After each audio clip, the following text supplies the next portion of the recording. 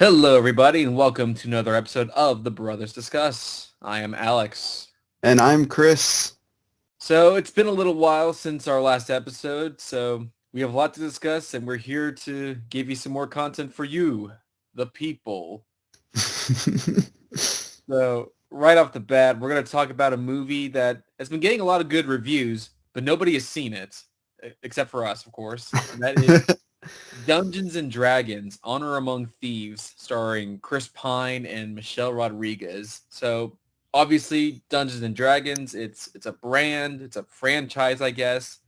There was a Jeremy Irons film from like 2000, and I thought, you know what, this looks fun, and I was right. I thought this was a very fun movie, and I'm not a D&D guy. It's just not really my thing, but I Yeah. do like ragtag team stories when they're done right, and this is a very good one. It reminded me of the first Guardians of the Galaxy movie, story structure-wise. You know, you have the main character is a lovable thief with a tragic backstory, but I had a lot of fun watching this. I laughed a lot. I think most of all, the thing that I loved was the use of both practical makeup and animatronics for the creatures, as well as very good CGI.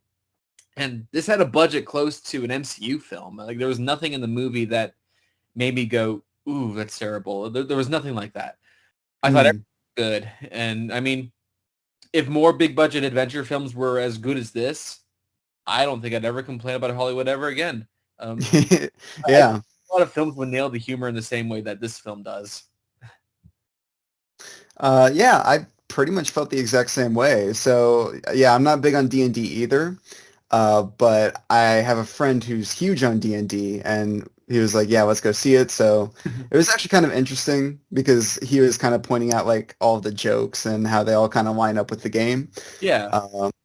Yeah, the movie it made me think of the most was the first Guardians. That kind of like assembly of all these really different characters, and you even have like your kind of Drax character who takes everything literally. And yeah, all the jokes were really fun. I think I have a bunch of favorite ones, but like the two that come up to mind, you have the one where it's like the like creatures that attack enemies based on their intelligence, and they didn't attack them, and it was Chris Pine was like, I feel insulted. Um, and anything with like the corpses, how you can only ask like 5 questions. That was great. But Yeah. yeah, I mean, story itself isn't anything too special, so I wasn't like too blown away by it, but I just had a really fun time watching it. And yeah, that was it was really great. All the performances were really fun to watch. One of the most surprising films to come out of this year for sure. Yeah, I agree So with that. yeah. Yeah, so like I said, I've never really been a D&D guy, so all the references didn't really mean anything to me, and I've heard a lot of D&D people like the movie, but I think it's a testament to the film that I'm not necessarily the target audience, but I still really enjoyed it. That's a big compliment to the film. I've had a D&D player explain to me that, you know, if you make your character super powerful in certain things, you know, things like personality is really low because it has to compensate in some way, like a Mhm. skill tree. Like you have that in video games when you build characters and things like that as well. And there's the character in this film, and I'm very bad at remembering what different types of people were called. That, like, I know Chris Pine's character was from the Harpers, but I don't remember a lot of that stuff, and that's not the movie's fault. That's me. I understood while I was watching it, but now it's gone from my brain. Yeah. And John Francis Daley and Jonathan Goldstein, the writers and directors of this, like, I don't I don't love everything they've attached their names to, but I did love Game Night from a few years ago. And Mm. you know, assembling a really good cast who play off of each other really well in a very funny script and good action, and quite importantly, a really strong grasp on tone and genre. Like, I'd see this movie again, and I'd definitely happily watch a sequel. I don't know if it's going to be getting that because from what I gathered, it hasn't made as much as they would have liked to, especially with a big budget. And Mhm. something else I'll say as well, that Chris Pine, he's great at what he does. He's so much fun in this movie. Yeah, and not every film he's in is necessarily a winner, but he's one of those really reliable actors that is always going to be good. He Hmm. balances the comedy and the charm and the sarcasm really well with the more somber moments that are in the film. And I've heard people have gotten emotional over a big decision that's made later in the film, and it's earned. And Pine in particular really sells it. He's great. So I just wanted to bring that up. Yeah, no, I agree. And then we have Hugh Grant, and someone who has made kind of a resurgence in his career. Like throughout the 90s and 2000s, he was thought of as the character that he played in the Richard Curtis films, and now with Paddington 2 and with The Gentleman and this, he's this great horrible bad guy actor, and he's fantastic in this. Like, every time he appeared on screen and he was smiling, I just started chuckling. And then there's those giant like hot air balloons with his face on them, and those made me laugh as well. Yeah. Yeah, he's great. I mean, he's great in Four Weddings and a Funeral and all of those films, but he's really funny in this new stage of his career. So I'm happy to see that. Hmm. And yeah, I can't say that I'm pleasantly surprised because I thought this would be good. And like I said, I've liked other work these guys have done, but the fact that it is so much fun and was kind of a reminder of, yeah, this is what a big studio adventure film can be like. That was really great to see. Yeah. And yeah, so I don't know about you. I've been going to theaters a lot recently. Like this has been a month where a lot of films have been released. Like this doesn't feel like it's normally like that around Oscar season. Like it feels like there's normally a downtime between the Oscars and May when things pick up again with the Hmm. blockbuster period. So with that, we saw John Wick Chapter 4, the longest John Wick yet. So Yeah. so tell me, you've actually watched all the John Wick films for the first time leading up to this. What was that experience like for you? Yeah, so I watched all three back in January, and I watched them all in one day, which I didn't even know that was actually technically the right way you're supposed to watch them because they're all very continuous off each other. Yeah, they take place But within like the span of a week, if I I remember yeah, correctly. it's crazy. So I love the first one. I love the second one. I didn't quite love the third one as much, but I still really enjoyed some of the action scenes in that one. And with this fourth one, I'll go and say it is by far the best made John Wick film. By far. And I think what really sold me on that idea was because I was thinking of the fourth film and I was thinking of the other films, and there seriously like wasn't an action sequence in the fourth one that I didn't remember. Like they all have that like gimmick in each sequence. Like the first one in like it was like the Continental in another country, and it's like a 30-minute long action sequence. It's crazy. And like the gimmick in that one is that he's constantly like switching guns. He has to like he keeps running out of ammo and he has to keep taking new guns. He's got the nunchucks. Um, of course, you have the one where he's driving the car in Paris. The Yeah. dog comes in. You have like that overview action sequence that's really well done, and the stairs, of course. But um, it's really neat. So by far, it's the best made and best visually looking John Wick movie. The way the colors are used and the cinematography are really stunning in this film. I still slightly prefer the first one just based off the concept. Like I was surprised like how into that one I was. And it has Willem Dafoe, which is automatically like a +5 for me. So, but yeah. So all the John Wick films are all very good films. The first one, story structure wise, is the perfect revenge film. It feels kind of like a straight to DVD action film, or maybe made by a studio in the 90s, but because of the strength of the actors and the action, it's elevated above that. And the writer director Chad Stileski, I might have mispronounced his surname there. He obviously comes from a stunt background. He was the stunt coordinator and the stunt double for Keanu Reeves for the Matrix films and things like that. But coming from that background, he obviously came in with a very strong vision action-wise with what he wanted from the first film. And then over the four films, like you're saying, you see him become a better director visually. Like Mhm. as the world that he's created builds and the action gets crazier, each film is visually better than the previous one, even though I really like the simplicity story-wise of the first film. And I can't deny that Chapter 4 is probably one of the most insane action films I've ever seen. And like, Yeah. I can only imagine how these guys create this stuff and go, I wonder if we can do this. I wonder if we can pull off John Wick getting kicked down literally about 200 stairs. It's nuts. And there are sequences in this, for those who have seen it, like the Paris traffic action scene and the fight scenes in Tokyo, the Donnie Yen scenes, like that guy, Christ, what a talent he is. Oh yeah, for sure. Yeah. The story is strongest in the first one, but there's very little story in this. It's, John Wick has to do this one thing, and all these other action sequences take place around him as he's kind of on the run and also trying to get to the top of this criminal empire that runs everything. Mm-hmm. And Keanu Reeves is really impressive in this. He throws his body around a lot, and he's no spring chicken.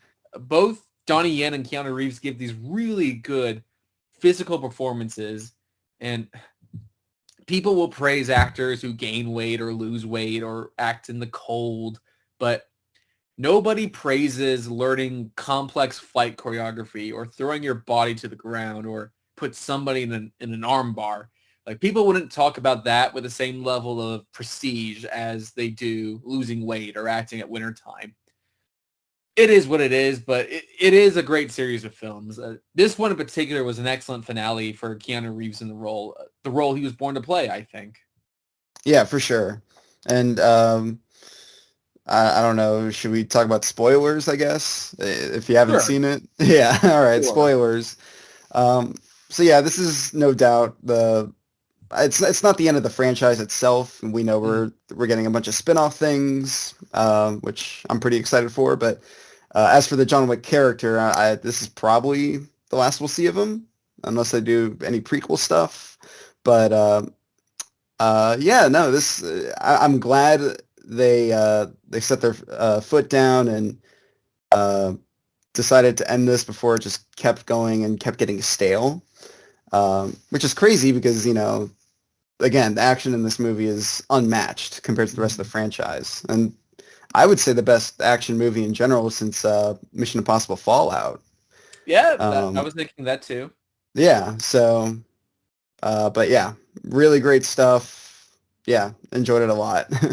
Yeah, and one of the things that makes me so happy about the John Wick movies being so successful is that they are action films in their purest form. Like, there's some comedy in there and a little bit of adventure, but they're action films. And it's like these films and the Mission Impossible films, like you were saying, like both of those franchises, like each film tries to top the last one. Like, what crazy thing can we do? Like with John Wick, it's more about like, well, where can we set the scene? We're in Paris. How do we utilize Paris? How do we utilize Tokyo? How do we utilize being in the desert? The first three films were all set in New York, so this one feels the most different because it's set in the most different places. But yeah, they really pull it off, and the fact that it did feel like a little different than the first three films. Those three films all kind of take place within the span of a week, and this one was obviously delayed because of COVID, and when they originally wanted to shoot it, and not that they addressed the pandemic or anything, it's not even clear when the films take place, because one of the things about the world that they build that I really like is that the technology is kind of older. Like, everyone has like dossiers with sheets of paper stapled together, and people use flip phones. Like, you don't see a lot of modern technology in the film. Like they even have these like word processor computers in the world of this crime world. So it's not that it necessarily takes place in 2023, but because there's been so much time between the third one and the fourth one, they don't try and say, like, this is how much time has passed. You just kind of accept, oh, so time has passed. And John Wick has kind of healed a little bit from the events of the third film. So, yeah, I like that about it as well. Yeah, for sure. I recommend all four films. Like, this is kind of the end of the story of this character, so I recommend checking them out if you haven't. And like you were saying earlier, we are getting some spin-offs, and part of me goes, don't try and oversaturate it a bit, but to branch off into other stories that are part of this world that they've created, if they pull it off, I actually think that that's kind of an interesting idea. Not unlike what they're doing with the Batman, how the Penguin has a spin-off show, and it's like, Yeah. I'd like to spend some more time in that Gotham. I like that Gotham. And it's kind of similar with this, where I like the setup of this crime world, and they're doing a show about the Continental, which is the main hotel that Ian McShane's character runs. I think set in the 70s, I think it's in the 70s, yeah. Yeah, so it won't be Ian McShane. It'll be someone else playing this character. And then also a spin-off film from part of that world that you see in the third film with Ana de Armas. So, yeah, I'll watch both of those because I like this world. I'm interested to see what they do. Yeah, and it's great to see like how much this is built up just from like a simple idea, a simple action idea, and now this has just become a giant franchise, and people are loving it, and that's great. And it's great that lots of people are loving it. That it's just one of those like universally like beloved franchises now. It's great. Yeah. So speaking of shows, we watched a show that is arguably nowhere near the level of quality it used to be, unlike John Wick, which has maintained its ability to be inventive and engaging. So we just recently got the finale to The Mandalorian Season 3. And it's funny, like this wrapped up around the same time as the Picard show, which from what I hear is doing stellar now. It has done a complete 180. It's a totally different show to what the first two seasons were. It was this weird, dark, violent, like it has nothing to do with Picard and all this stuff. And now it's a TNG reunion show, which is great. I think it's great that people are able to enjoy that stuff as sort of mean-spirited comedic way. It's kind of funny because now it's not fun to hear about it. Like, you know, I used to watch Red Letter Media bash on Star Trek, and we'll talk about Mandalorian in a bit, but it's almost like, and I don't mean this legitimately, but it would be very funny if the next season of Andor was really bad, because everyone has now jumped ship to Andor, and it's the best Star Wars show. Just like Mando Season 1 was the best show ever, and all these things. And ultimately, I am kidding, but I would be very pleased in a horrible way if Andor Season 2 came out and people were like, oh, this show took a nosedive because Mando took a nosedive. We can't lose, you know. If Andor is great, that's great. If not, you know, we'd be sitting back in our chairs just letting Star Wars internet destroy itself. But yeah. And we are people that like a little bit of chaos maybe in these perfect film empires that Disney and so forth have created. I mean, the MCU is clearly going through that, both quality-wise and what's happening with one of their actors that they've bet everything on. I don't like that has had to happen in that way. Obviously, that's horrible, but there is certainly that slight amusement in the sense that Marvel planned everything out and they announced films for like the next 5 years, and now they got to rethink things, and there's a little bit of perversive entertainment in that. So, as for Mandalorian, people are kind of mixed on Mando Season 3. Like, I haven't seen a lot of positive responses, and I was someone who, after Season 2, I was done. Season 2 was pretty good for the most part. It leaned a little too heavily on the lore stuff, and of course, there's the finale. A lot of people loved it. It made me very frustrated, and then Boba Fett amplified that. Now, Boba Fett got really stupid, and I enjoyed that for what it was because it got really, really silly. Like, action figures slamming together silly, and I'm already checked out, so I can enjoy that for what it is. But the Luke Skywalker stuff is so disappointing to me. But then it gets into the whole Last Jedi debates, and that goes on to the end of time. And look, we are people that not only enjoyed The Last Jedi, but the stuff that happens to Luke in The Last Jedi. In terms of that character, it's a very strong performance and a very interesting idea. So seeing this very emotionally detached robot voice, fake face Luke Skywalker is not the warm blanket that it is for so many other people. So Mando Season 2, I was done. The show has made me angry. I don't like it. That season ended with him giving up Grogu, and then Boba Fett got them back together, and now they're just together again. And this really is just Filoni and Favreau fan fiction at this point. Like, that's what it feels like, because there's some good stuff in there. Like, I like how schlocky the season gets. there was this pirate king that looked like Swamp Thing, and that was really fun for me because it's like Star Wars. Like there's so many episodes where they throw this puppet around. Like they'll just take the Baby Yoda puppet and just toss it in the air, and I'm like, that's great because it's stupid. There was a whole episode this season that people really did not like, and it's an episode where Bo-Katan and the Mandalorian need to because her group split, and so they need to get them back. So they go to a planet that's run by Jack Black and Lizzo, which is wild. And Christopher Lloyd's there just to top it all off. Like, if you had told me that Lizzo would be in the Star Wars universe running a planet with Jack Black, I would have been like, that is not something that will happen. That is ridiculous. But hey, here we are. It happened. So I'll be honest, I don't know who Lizzo is. Like I recognize the name. Like Lizzo, I mean Lizzo kind of sounds like a Star Wars name, like a surname. So there you go. What do you think of this season as a whole? Well, it's actually funny that you bring up that episode because you had texted me like, what did you think of the Jack Black episode? And I was like, it really wasn't much. I was just like, it wasn't really much better or worse than like any of the other episodes that have been coming out this season. And then once the season ended, I was like, man, I feel bad for not liking that episode now. Because that turns out, seriously, it's like the only episode that actually stood out to me. This is one of the most forgettable things I've ever watched, in that I was actually starting to forget about things that happened in the season while watching the season. I really genuinely had a tough time, like, looking back at some of the earlier episodes that were released and thinking, what happened, you know?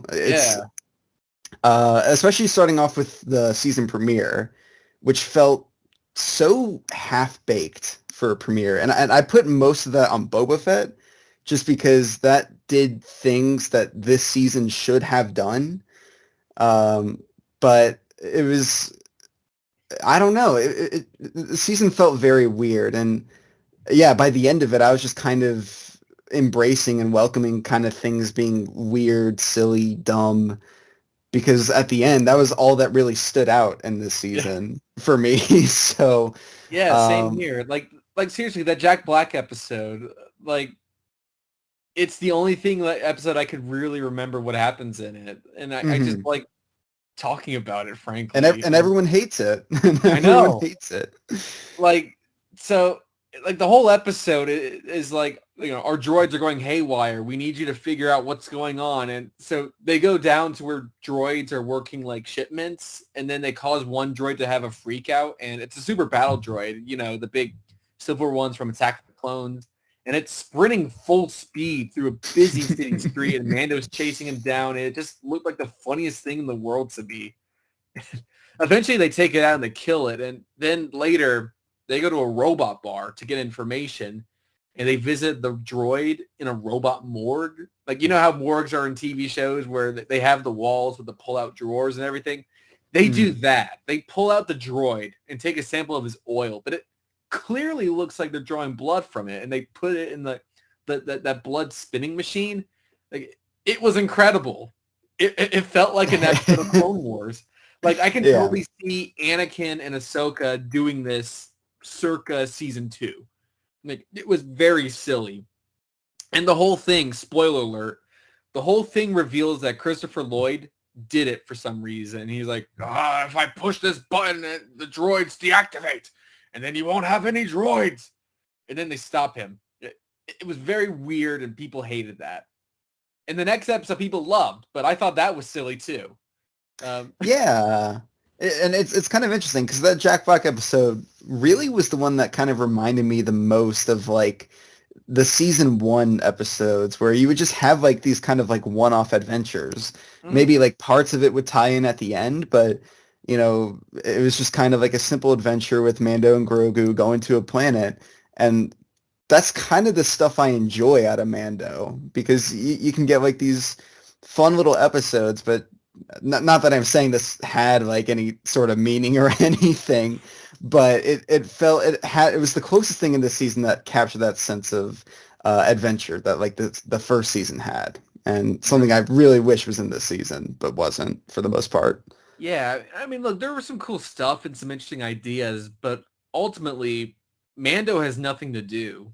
Like, if you told me Pedro Pascal was never on set a single day, I'd believe it because he doesn't have to be anymore. Like, he's just a voice. It's really Mhm. about Bo-Katan, and, you know, as a Star Wars guy who watched the cartoons a few years ago for the first time, I don't mind the world building, but in terms of a show, season one was such a different show than it is now. It is less a Yeah. product than it was before.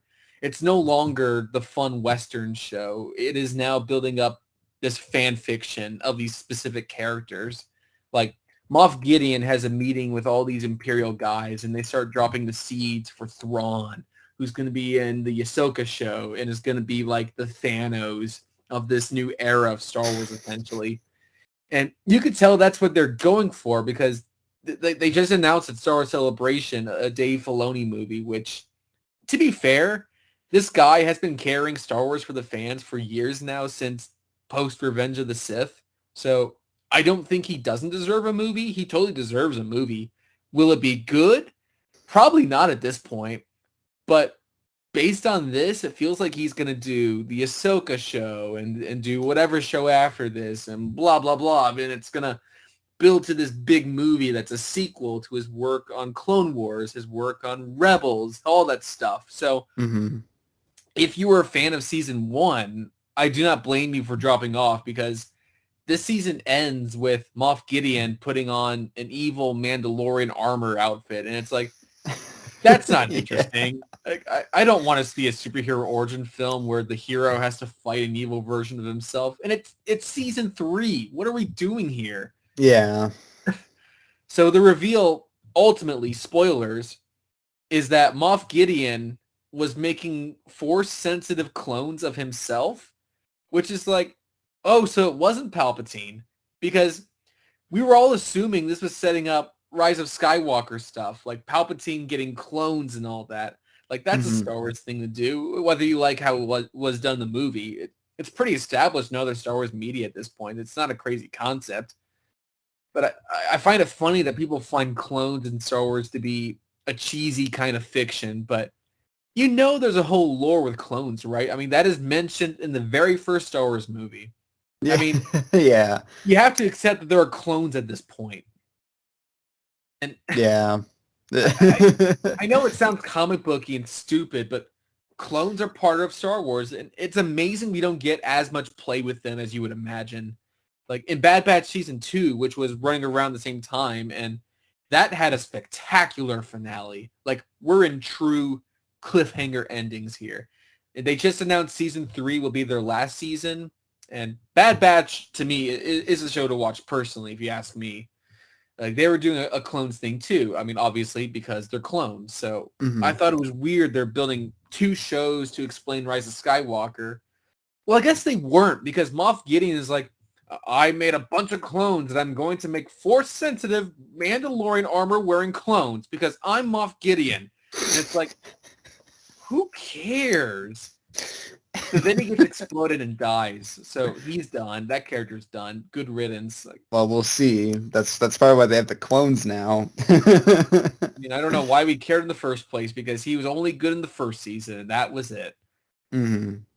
But then the final revelation is that Mando adopts Grogu, and everyone goes, "What? Did he not do that already? Like, what were we doing this whole time?" No, Like, you have to have him say it. You have to have him say, "I want to um, be Grogu's dad," so then you can make the internet happy. It's like this was supposed to be a moment of like I'm adopting him as my son, but I thought he did that throughout the right. course of the show. Like, was that not an adoption? Huh? I felt like that was made clear in like the beginning of season 1 when he Yeah. decides to go back and rescue him. So that was just dumb. There was a lot of stuff where it's like we do it and we move on. Like Carl Weathers is in charge of that planet and he offers Mandalorians a homestead and is like, you can call this place home. So that's interesting. You can rebuild similar to Asgard, right? Mandalorian is not a place, it's a people. That concept. But then the rest of the show is them trying to reclaim the planet Mandalore, and it's like, who cares? Like, you already found your place. And Yeah. of course, everyone already knows that IG-11 droid, the Taika Waititi droid, speaking of Thor, speaking of a guy that may not make a Star Wars movie anymore, they hollow out his stomach and Grogu cranes him about like a mech, like he's piloting this robot suit.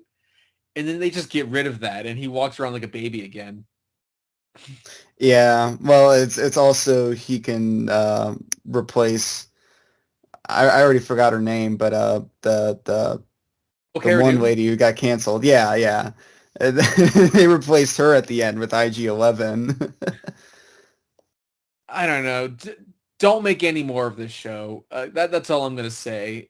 If they make a season 4, I might watch it, but I doubt it at this point. Yeah. Right now, I'm severely uninterested. I don't see where any of this could go. It's really declined in quality. It's fun, but as a person that wants quality control content, I would say stay away. It is. And it kind of brings me to my theory kind of about what happened in this season, because I was thinking before a movie was announced that this season would actually have a really dark ending. And I think they had to again, I don't know for sure, so don't quote me on this, but my like creative brain was kind of thinking they probably had to rewrite this ending and save that dark ending for the movie. Like, I have a feeling that Dave Filoni movie is kind of going to be like the Infinity War for Star Wars, where we all lose, the Empire is on top again, it sets up the First Order and all of that. And I have a feeling that's where it's going. Okay. So I have a feeling that explains like why the ending of this season kind of just felt so vanilla dry and overly generic. It's just because it felt like, I don't know, they had to switch gears real fast on it. Yeah. But yeah, don't watch this show. It is purely junk food now. You're not going to get anything substantial out of this show, which is a shame because season 1 was so promising and now it's a laughing stock. So that's quite a fall from grace, honestly. Mm-hmm.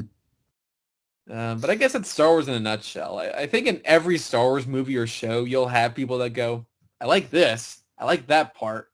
That part's silly. I think in every Star Wars movie, there's something like that. Yeah. Mm-hmm.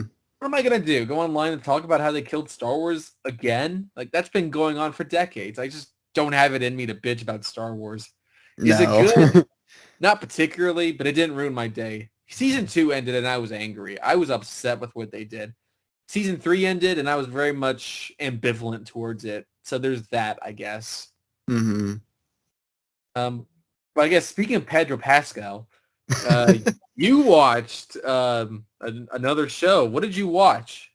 So I watched The Last of Us over on HBO Max, or Max I watched now, the first I guess. episode. Okay. So I can comment on the first episode at least.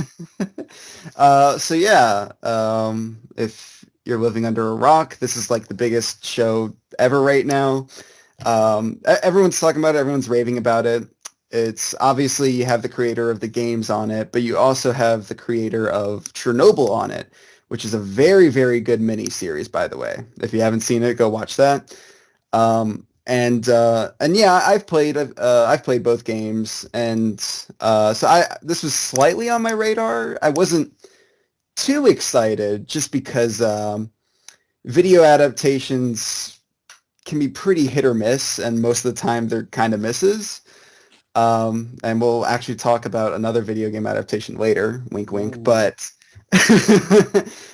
yeah, I'll just say it quickly on that note. I've not played the games actually, so okay. What's funny was that actually prior to watching the first episode, I thought to myself, what if I played the game? But then I thought to but I thought, you know what? I kind of want to see this show play out. And it's similar to how I was with The Boys, where I actually bought the graphic novel of The Boys, like the first trade, and okay. I was like, I put it away. I'm like, no, actually, I kind of want to see how the show plays off first. So I have not read the graphic novel for that either. So I know nothing about it. But I guess I'll say with the first episode, since this is all I can really comment on. I really liked the first episode quite a bit. Yeah. I don't really get super emotional while watching a show, but I was like about to cry in that first episode. Like Oh that yeah. was It's really tough to watch. yeah. And so I'm actually glad you brought that up because I have a feeling you'll probably like this show more than me if you continue to go through with it and finish it. Not that I didn't like the show. I really like the show a lot, and I definitely recommend it. But I didn't love the show, and I think part of that is just because so much of it felt like kind of a tampered down version of the first game.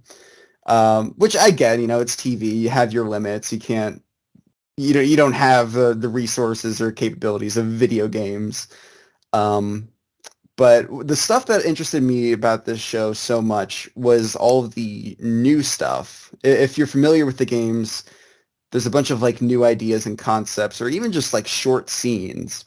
The only one, there's actually the first episode is quite a bit. The opening with like the like interview is completely original, and it felt very Chernobyl. And you kind of feel that like kind of like tug of war, basically. Not that I'm thinking there's any conflict or anything between the two creators of the show. And everything building up to like the zombie breakout with the daughter was all new stuff. It kind of just goes straight into that in the video game. And all of that stuff really interested me. And, I love seeing Pedro Pascal and Belle Ramsey. They're both terrific as Joel and Ellie. And the last few episodes of the season definitely pick up. I won't get into spoilers just because you haven't seen it, obviously. But, yeah, I like the show a lot. I'm not, like, I don't know. I know season 2 is announced. I personally really, really hope it's not going to go straight into the second game, just because that kind of leaves you with a dead end. And I definitely want to see more of this. So I hope we get some more new stuff and original stuff before you get straight to the second game. But yeah, overall, this is very, very good show. If you've played the games or haven't played the games and you're interested about the concept, definitely give it a watch. You won't be disappointed either way. Yeah, that's The Last of Us. Yeah.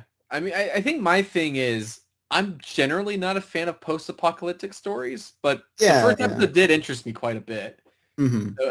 And for the record, I didn't watch the rest of the season because I wasn't interested. I couldn't quite like commit to it at the time. Maybe I'll check fine. it out. Yeah, I didn't even watch the show until after it was done. So yeah, so don't feel like you're the only one. Yeah. See, I watched the first episode when it came out. Okay. And I've not watched the rest of it since then. Gotcha. Okay. Yeah. So I watched a movie called Air. I believe last episode I might have called this Ben Affleck's movie about a shoe. And I'm a little surprised that Air is getting the level of praise it's receiving. I thought it was fine. I thought it lacked the drama of other films this is being compared to have. Like, I've seen a lot of comparisons to Moneyball, which is a film I really like. And maybe it's because I didn't know the real life story or outcome of that season of Major League Baseball that Moneyball takes place during. Mm-hmm. But that was suspenseful to me, not knowing the outcome. But this is not a spoiler to say the Air Jordan gets made and released. Like, we all know that Michael Jordan signs with Nike. And a lot of the drama I've seen people praise is not necessarily for me. And I don't know, that was the main crux of the story. We know that's what happens. Like, you got to give me something else.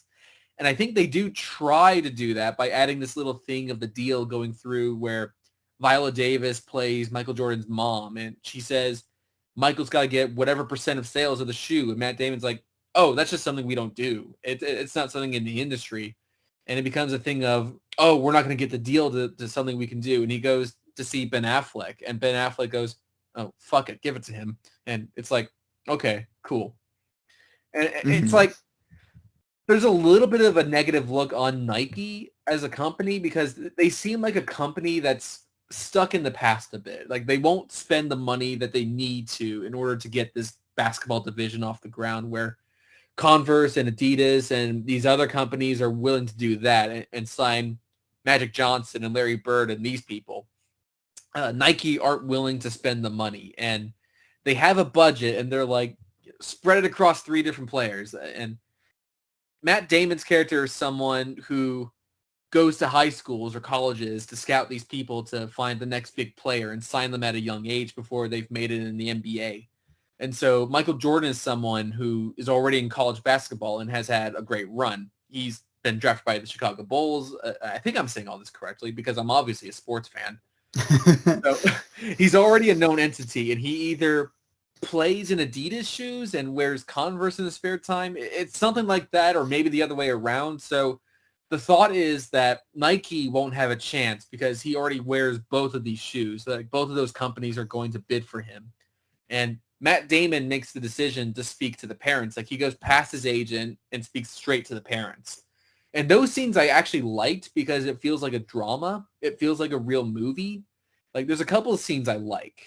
Matt Damon talking to Viola Davis in their first meeting at their house, and a scene later with Jason Bateman where he talks about how he gets to spend Sundays with his daughter. Like he and his wife are separated, and he gets to spend Sundays with her, and he gives her a pair of Nike shoes every Sunday, and he knows that's what she looks forward to.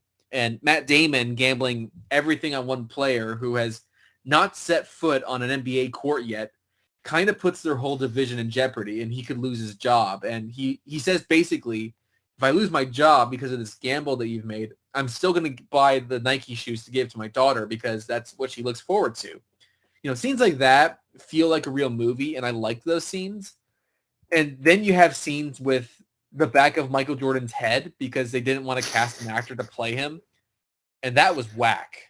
I hated that. Like, that was such a distracting choice. And I don't know why you made that choice, Big Ben. Oh, yeah, just cast someone. Cast Michael B. Jordan. No, don't do that Space Jam joke.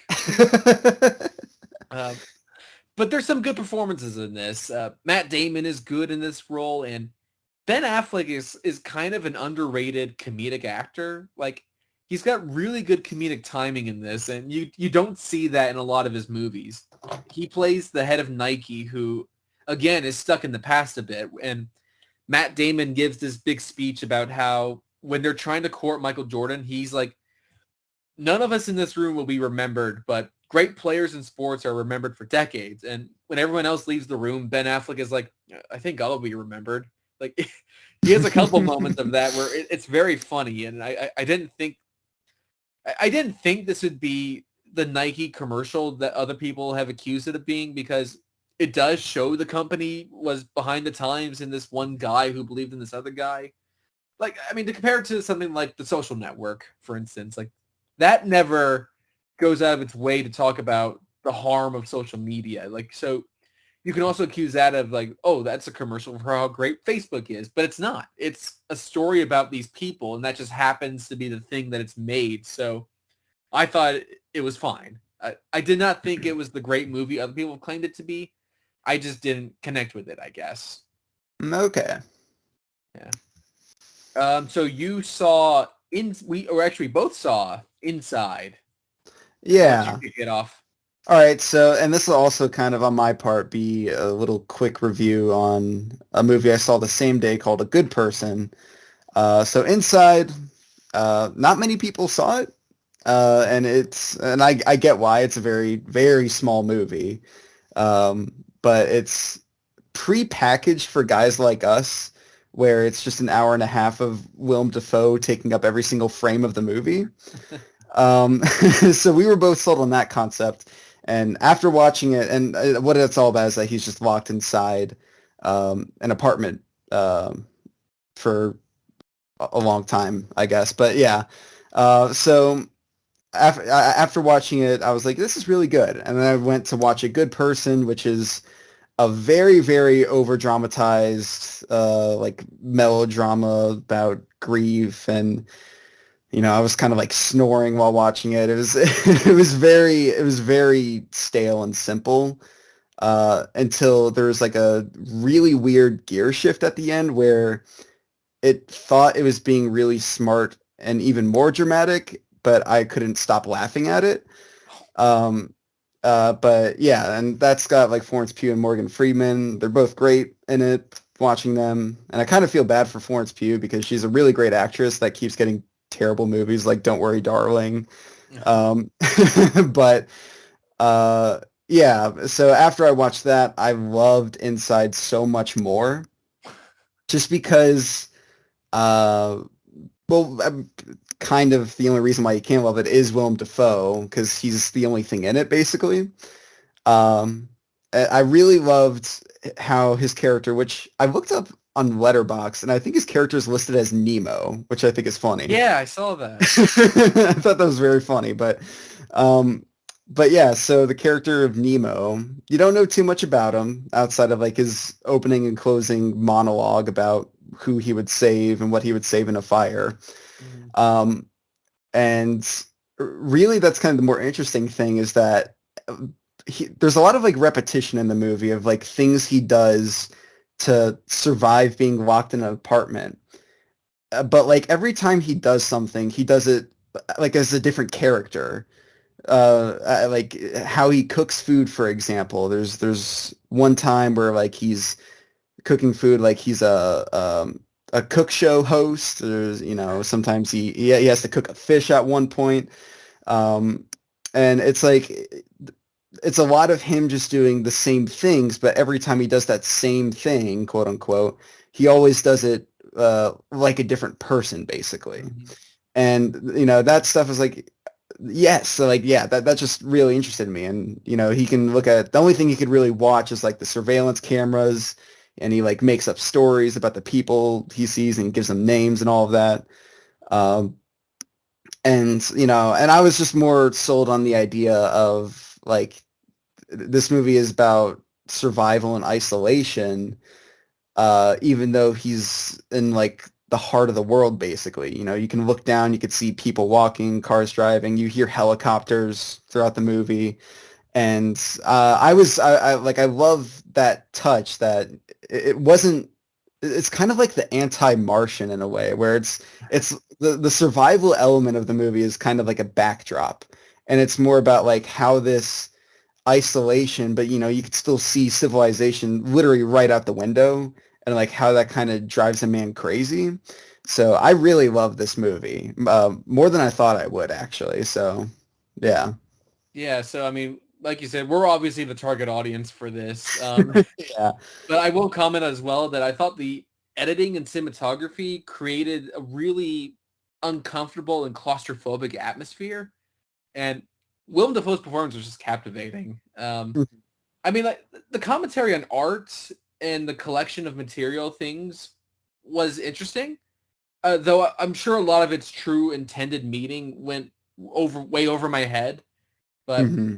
I honestly just came for some unhinged Defoe, and that's exactly what I got. So Yeah, I liked yeah. it. The only thing that I would probably complain about, I guess, is the ending is very quick. Like Mm. it just kind of happens, and that's seriously it though. Like I don't really have too much else to say about it. You kind of know what you're getting going into this, and yeah, again, for guys like us, this is our kind of movie. Mm. We love Willem Dafoe, and it's always great to see him. And the fact the whole movie's basically just him, so Yeah. it's really great stuff. Yep. So let's go from Defoe. We're gonna from Defoe to Crow. Um, we're talking the Pope's Exorcist. So you did not see this, right? No, I didn't. Okay. I don't have much to say about this one, so I'll be kind of quick, but I kind of liked it.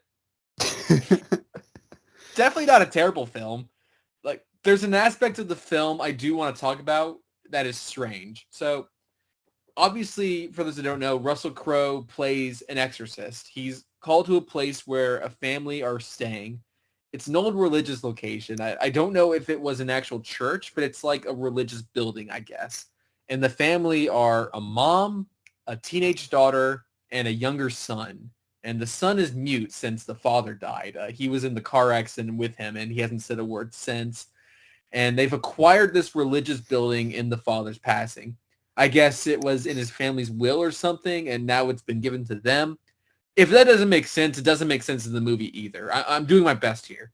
So they're an American family, and this building and the film is set in Spain, and the son gets possessed by a demon.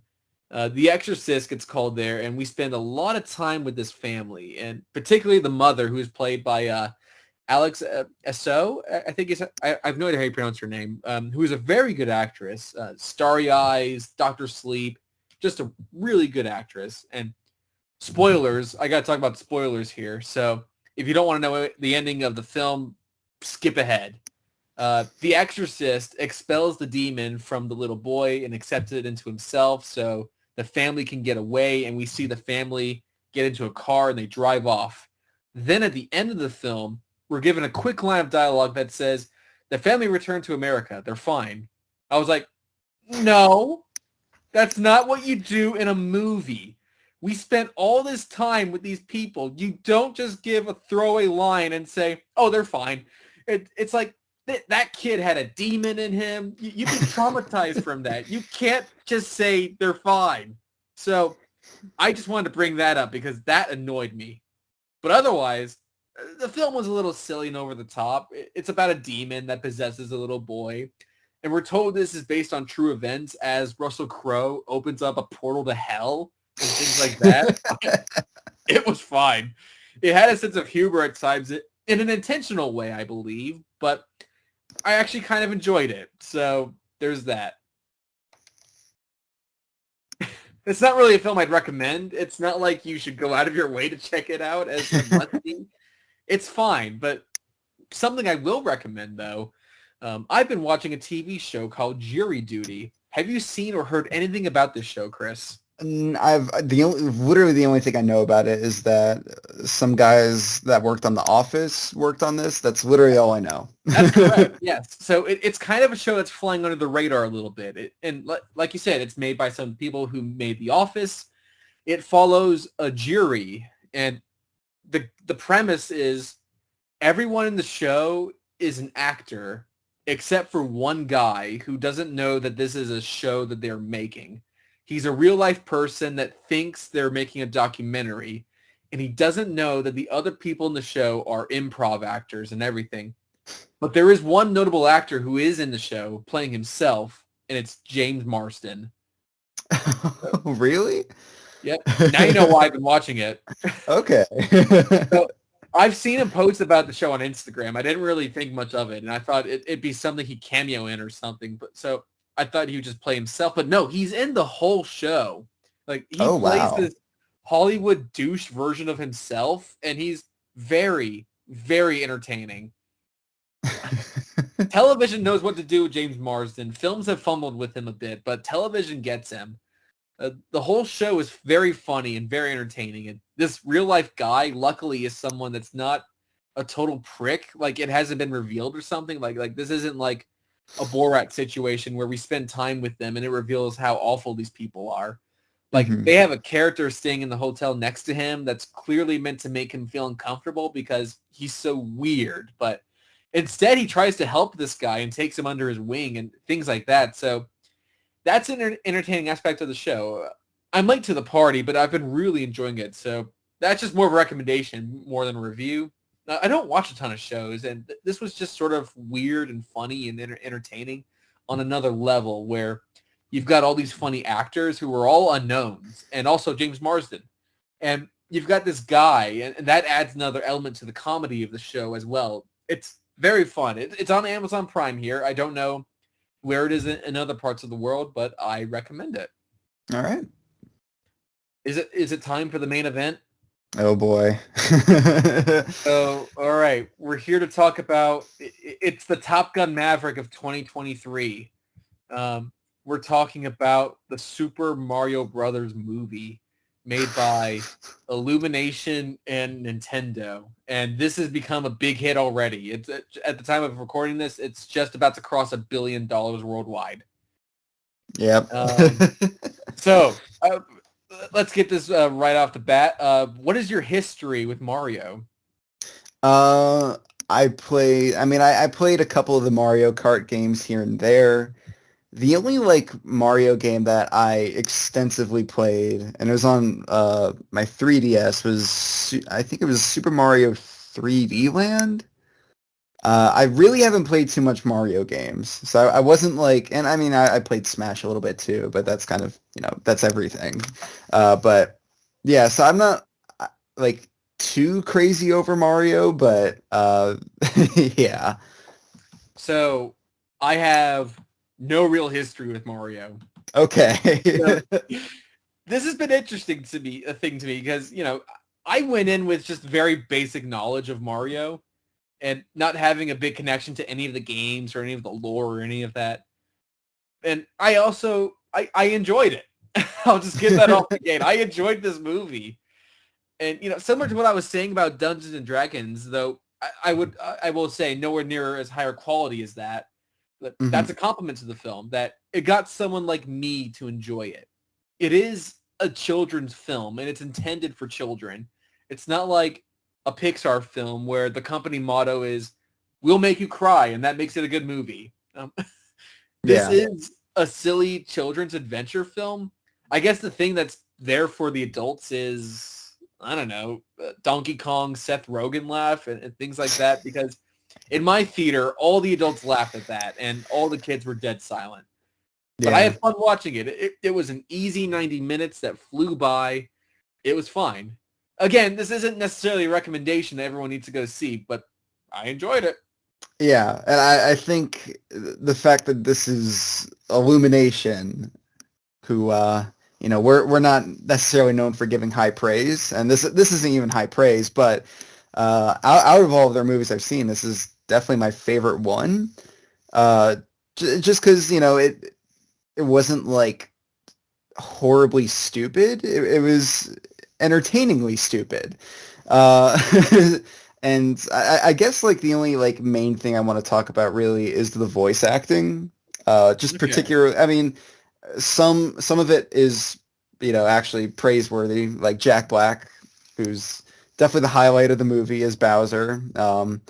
And I also love Keegan-Michael Key as Toad, and um, Charlie Day's Luigi was fun, although I wish he was in the movie a little bit more. Seth Rogen, I was kind of distracted by his laugh, just because that's his actual laugh in real life. But I didn't think it was too bad as Donkey Kong. But Chris Pratt as Mario, who the internet has been worrying about forever now, I did not like in this movie. Okay, Uh, interesting, because I'm actually kind of the opposite. Okay, I mean, they did something early on, and I was like, okay, I was kind of fine with that. Where Mm, they have the commercial with Mario and Luigi, and yes. they have their hard like Mario and Luigi accents in there, Mhm. and so they kind of established it's kind of like they're con men basically, and I thought that was kind of fun. I'll But be honest, when that started, I was like, I could kind of watch a whole movie like that. yeah, I'd be yeah. okay with that. uh, but uh, but like throughout the movie, as like you keep going, his accent always changes. Like sometimes it's like just normal Chris Pratt.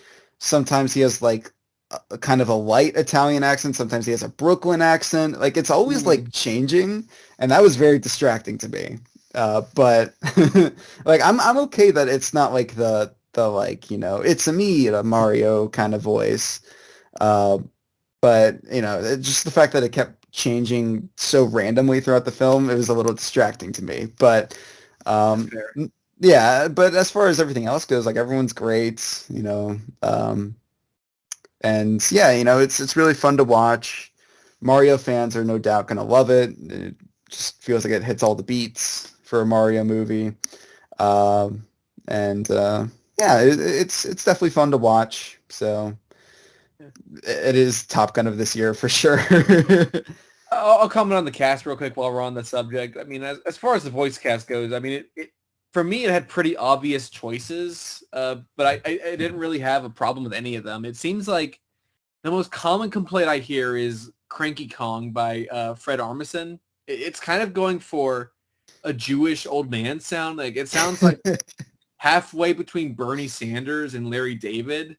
Like I agree that that's not very Cranky Kong, but I thought Seth Rogen's Donkey Kong worked for me. Like I was surprised by how much he was in it. Like there's a pretty decent rivalry in screen time between Donkey Kong and Mario. And of course, it plays into the fact that Mario's first appearance was in Donkey Kong. So Yeah. it's like there's a reason behind it. Like, it was surprisingly well done. I thought his performance was great. And all around, I thought everyone sounded right. It was never really distracting to me. It was never weird. I thought it sounded good. And yeah, Jack Black in particular was great in this.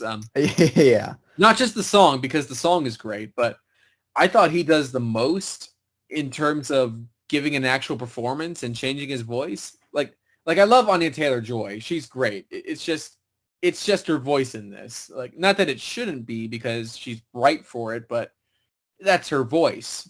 Mhm. Jack Black, if you didn't tell me that was Jack Black, I wouldn't know immediately the way I would with Charlie Day or Anya Taylor-Joy. And Yeah. I thought there was a pretty decent Brooklyn influence in Chris Pratt's voice. Like, obviously, he doesn't do the over-the-top Super Mario voice throughout the film, but they kind of explain why, as you were saying. Like, he does it in the commercial, and obviously Charles Martinet was there, and that's the cameo everyone recognizes, and there was a point in the movie, and this is not me patting myself on the back, but I was thinking, I wonder if he's playing the dad as well, and sure enough, he was. Yeah. There's a lot of other like voice actors that get their moments in this. Obviously, Kevin Michael Richardson voices that little robed wizard guy. I forget his name. Yeah, I did too. Bowser's second command. John DiMaggio gets a little bit to do in Mario's family setting. There's tons of stuff, which I think is really great. It's one of those things where I can appreciate people saying, well, whenever the question is posed, like, who do you want such and such to be voiced by in the sequel? And they're listing voice actors, and I understand that, and I appreciate it, but at the same time, I don't see anybody praising the voice actors that are in this film that aren't the celebrities. I mean, like, there's a Koopa Trooper who's voiced by Scott Menville, who is Robin from Teen Titans and Teen Titans Go. I mean, you could really hear it in his voice. No one's talking about that. No one's talking about John DiMaggio. No one's referencing those characters. Yeah. But, yeah. It's what happens when you make an Illumination film and you cast all big names. Yeah, that's how it goes. What I am surprised with this movie, and some of the things I appreciate about it, is that there's no, like, adult jokes or references. Like, it's not like a DreamWorks production. Like, there's no like Starbucks Donkey Kong equivalent thing in the movie. Right. And that's the thing. We were all fearing, like, this is Illumination, and they're notoriously not good.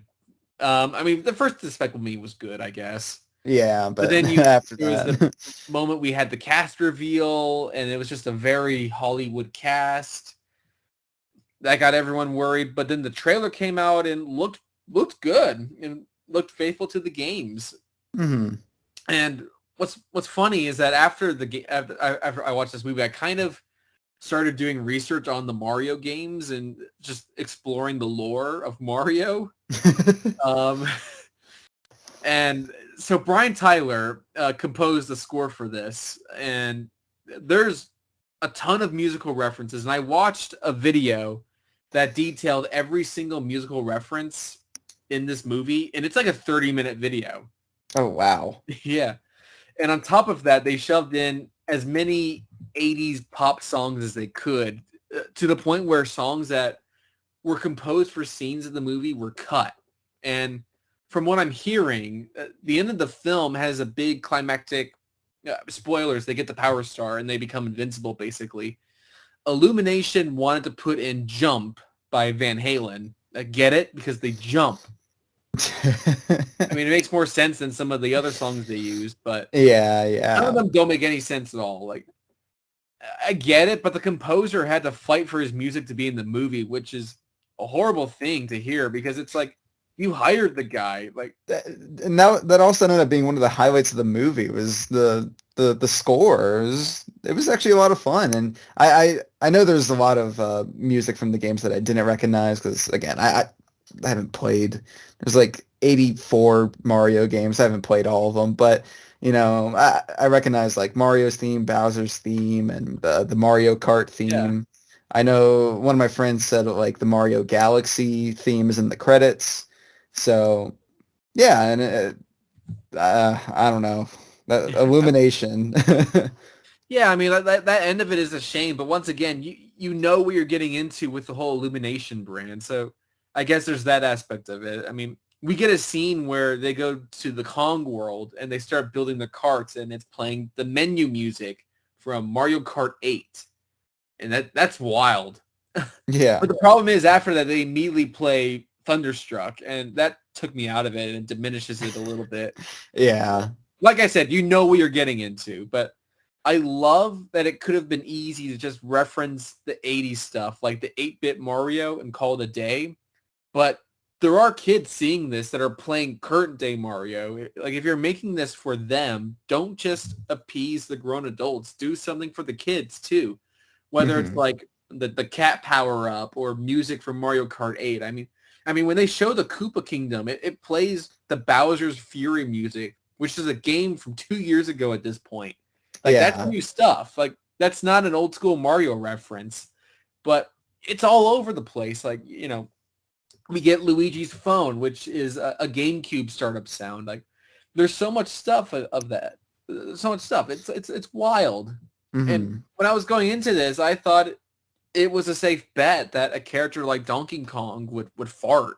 Like that seems like a very easy bingo for these kinds of movies.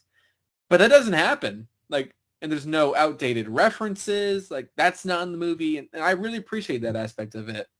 Like Yeah. like the last SpongeBob movie, Danny Trejo was in it, and it's like Danny Trejo, like that doesn't mean anything to kids. Keanu Reeves is one thing, but Danny Trejo, get him out of here. What are you doing? Um, but all the character relationships are nice. I mean, you believe Mario and Luigi are these lovable brothers. It was just very Hmm. pleasant to see. And Dunkey did a review of this movie where he said, this isn't going to be a Disney or Pixar classic. It is in the realm of Minions, but it's fun. It's not annoying. It's not going to get on your nerves. It's just a colorful and fun hour and a half. I think Yeah. that's why it's making so much money. Parents are taking their kids and their kids are loving it. And maybe they're going back again and again. Like when the movie ended, kids were running around going, wahoo! And there were even some kids dressed up as Mario and Luigi. Like this feels like the ultimate kids movie. That's wonderful. Yeah, Uh, for sure. it's unfortunate that there's this sort of online discussion of people saying, oh, let's give kids fun movies. And no, kids deserve better films. But I don't think we need all that for a Super Mario movie. I, I Yeah. saw someone say like, oh, this movie's success is going to breed even more video game adaptations. It's like, what have we been doing for the past 30 years? Like, we're all the good ones. Isn't that what everyone says? Yeah. Oh, this is the first good one. People say this over and over again, like with The Last of Us. Hmm. Yeah. I was thinking, like, about Super Mario, kind of nailed it on the first try, whereas Sonic, the second one, had a lot more in common with the games than the first one did. And then I thought, oh no, no, no way. We did have a Super Mario movie in the 90s, and they didn't nail it the first time. So there you go. Uh, I don't think this is going to breed terrible animated children's films. We already get tons of those. People just don't talk about them. Hmm.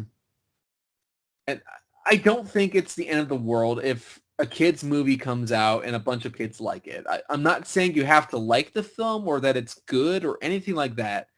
Like if you came out of this and said that was the dumbest kids movie I've ever seen, sure, that's fine. I'm not going to blame you on that. But as a casual Mario fan, I thought this was fun. And just moving on from this, like there's talks of, Illumination making other connected Nintendo films, something like Smash Brothers, like a big crossover event film. Hmm. And stuff like Metroid and Legend of Zelda, like those have stories. Like those have more meat on their bones in terms of a narrative and characters. And Mario, for good reason, is very simple. there are Nintendo franchises that wouldn't benefit from this kind of take under Illumination. You would need like a Sony animation studio to do a Metroid film if you wanted that to be stylistic. Or years ago, the studio that did the 2007 Ninja Turtles movie, they pitched a Zelda film that just never got picked up. But that tone could work for a Zelda film. Like that may have worked at the time. But in terms of this studio, I mean, you could easily do a Donkey Kong movie. I'd be down for a Yeah. Donkey Kong romp. And obviously, people are bringing up Luigi's Mansion, and I mean, more Luigi would be nice. That's one of the downsides of this movie. Luigi's barely in it. Yeah, for sure. And at one point, he gets sucked away into the dark world, and we don't see him until the very end. So maybe a more comedy-based Haunted Mansion Ghostbusters type of adventure. That could be fun. But Mhm. in terms of these other ones, I'm in no rush to see Illumination tackle all these other franchises. Like, I don't think that's necessary.